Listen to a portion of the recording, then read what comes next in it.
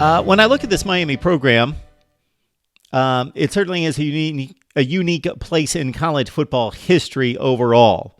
I know Cam Underwood likes to describe it as the microwave dynasty.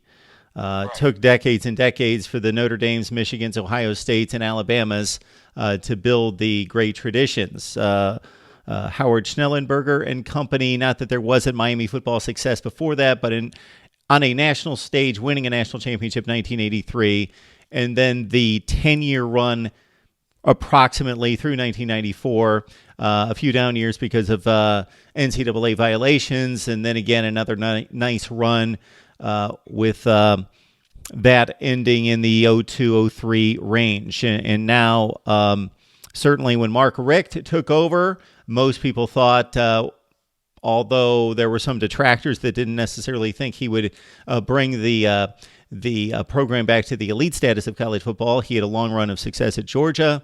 It looked like that would be the case after winning a bowl game for the first time in forever, 10 or 11 years in 2016, following that up with a 10-win season and division championship. And then it comes off the rails last season, and now a completely different direction with an up-and-coming bright young coach in Manny Diaz. Where does this program stand in regards to national perception? That's the biggest thing that we have to start focusing on is the national perception of the University of Miami. It's not the southern region. It's not just South Florida. It's, do people in Wyoming respect the U? Do people in Texas with their big football recruiting and in California and things like that, and Georgia, does this U carry weight? That's something I speak about a lot on my channel. And in recent history, it does not. I mean, if you think about class of 2020, Don Channing Jr., our number one recruit, he wasn't even born the last time we won a national championship. So the perception of the Andre Johnsons, the Adrian James, those old guys, the guys that we could point to in the NFL saying that this factory was putting these guys into the NFL, they're not making any noise in the NFL right now, the guys that we are putting in.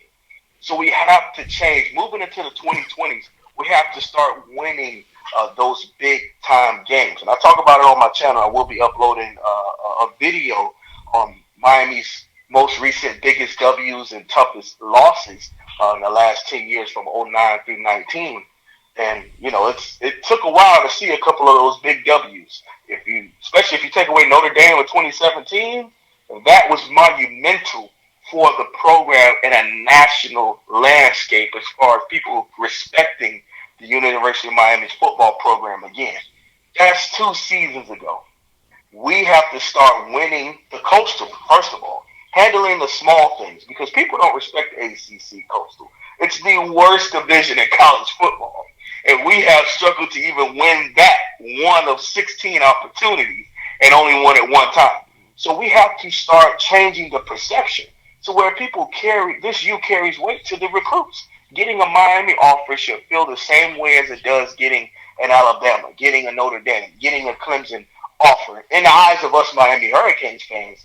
But nationally and through the recruiting base, it is not viewed the same way, to the point where some people put us in the same category as your West Virginias, your Houstons, and your little, your middle of the road pack schools. And the University of Miami should not be perceived in that way. It should be perceived as a top 15, at worst top 20 program in and out, every season in and out.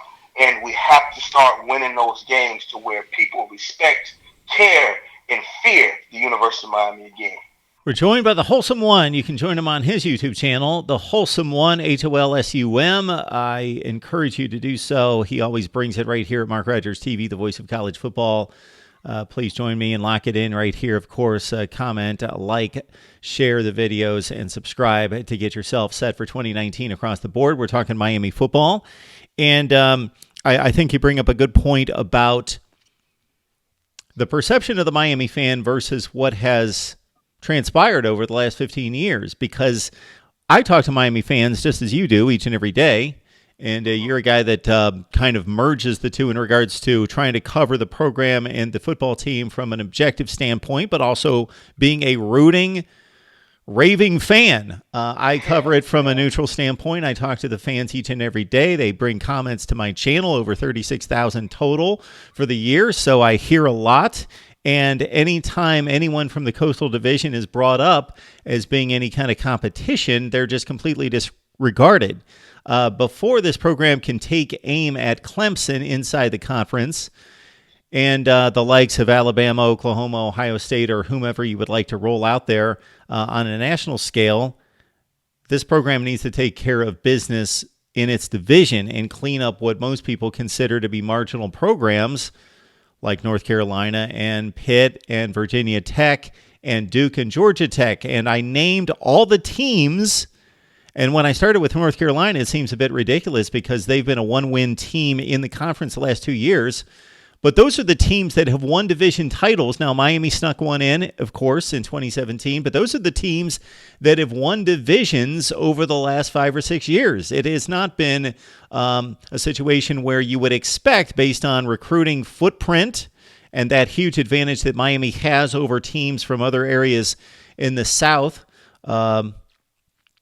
that they would win. I would guess, and just looking at the advantage that Miami has in recruiting and the status of the program, that program should win that division 60% of the time. But no, they've won it once since they entered the league, and all those other teams have won it at least once, if not multiple times, and therefore that can't be disregarded on the ascension. That has to be taken care of first. Win the division, own the division, take a dominant stand in the Coastal Division. Absolutely, Mark. You hit it right on the head.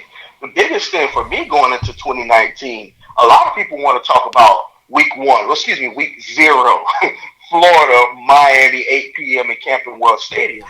But honestly, that's a national viewpoint, and you want to bring a team out that's going to be competitive, and even on a great day, maybe even get that win against a good to great Florida Gators team coming off of 2018. But the biggest thing really to me starts week 2, September 7th at North Carolina. It's Mark Brown's first game back in North Carolina, their school's #1 coach, the best coach they've had. Coming back to the school, and 9 times out of 10 it's an 8 p.m. kickoff. So they're going to come off in the all black like they did back in 2013 when we walked into Chapel Hill. We were the number 7 team in the country, and they had already had 2 or 3 losses up until that point, and they played us very tough. The thing is, they don't respect us, Mark. That's the biggest thing. That's what you have to change, is the mindset and the perception of when we run out of the tunnel, when we run out of smoke, when we throw up this U, that you have already lost the football game before we even strap up. Before they blow the whistle, you have lost the game to the University of Miami. That's what made us great, was the psychological advantage we had over teams, that they were scared to even put on their pants and go out there and play the football game. You have Duke beating us at home last year and dancing on our logo in the middle of the field. Why? Because they don't respect us. They do not respect us. Our coastal rivals do not fear the U when we go out. We have to change that. And how do you change that?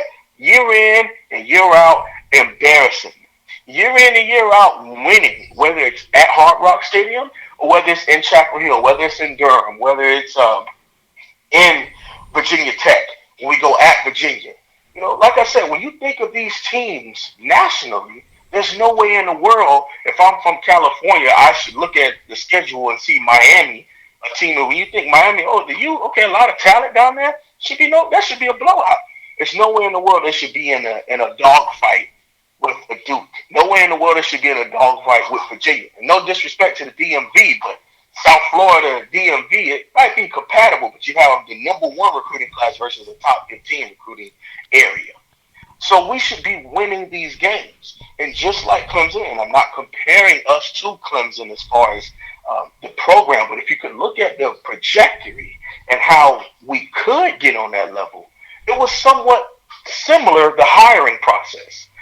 Not really, because Dabo was a wide receivers coach and never had even been a coordinator, never had even been a head coach, but it's the way that the kids gravitated.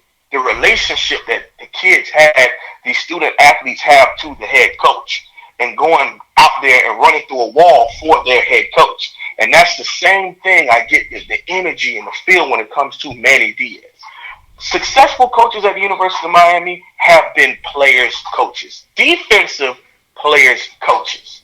And that is what Manny Diaz is, to where these kids will go out, and it wasn't about just the logo on the helmet. It wasn't about the name on the chest or the last name on the back. It was going out and playing for our family, going out and playing for the people in the stands, and going out and running through the smoke with your head coach and knowing you don't want to let this man down. You don't want to let your fans and family who are in Hard Rock Stadium down.